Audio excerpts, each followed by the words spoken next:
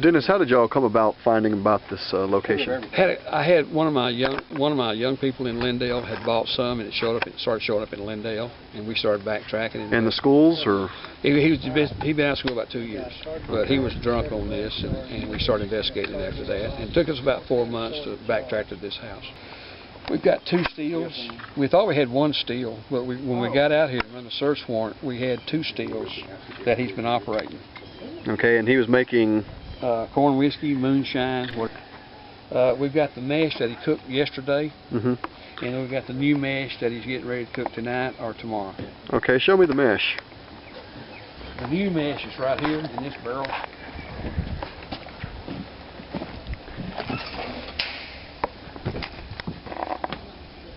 Okay, so they would do the mash, and then they would go through the process, right? Go through the process of coolant, shoot it back through a coolant right over now there. This is where it all began, right? They got the water here. Okay. It pumps it through. They start filtering it. And then when it's hot, they filter. They go through the water over there. They bring it back, start cooking. When it gets too hot, if they want another cook, they'll send it right back through again and bring it back. And this all began with a traffic stop in your precinct, right, correct? Right. And you found a gentleman slumped over a wheel, and in the process of searching his vehicle, you found some of this moonshine? He had bought it from somebody in Tyler, who had bought it from somebody in Tyler. One of them deals where 4 or 5 people had it. Right. And it took us about 4 months. So far, we've hit how many homes? 3.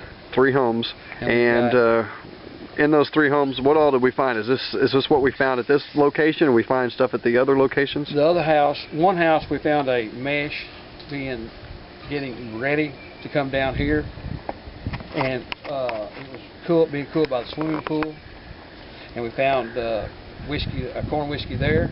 The other house, we got 4 or 5 jars, big jars of moonshine. What charges that this individual or these individuals are facing at this point? It says equipment or material for manufacturing of illicit beverage. Even though it's a Class A misdemeanor, this has the potential to cause death and other injuries if this stuff is not brewed correctly. Oh yeah. And with it being, I see some of it says 190 proof. Right. That would not take but a sip of that to cause somebody to be pretty intoxicated, right? I think 190% might kill someone.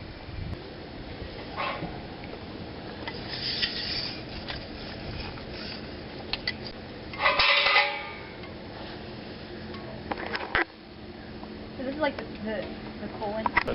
Sergeant, we're out here on a moonshine bust, and they've got a couple of steals. How dangerous is this stuff?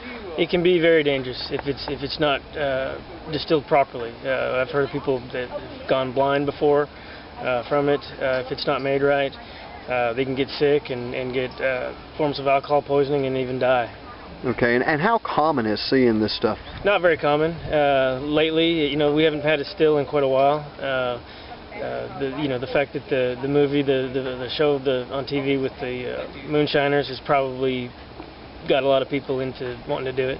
And they use what, like, what's some of the ingredients that they use in this stuff? They can use corn. A lot of them will use corn, but they can use various types of fruits too. Really anything that'll ferment, they can ultimately make a distilled spirit out of. So when was the last time that we know of a steal in this area?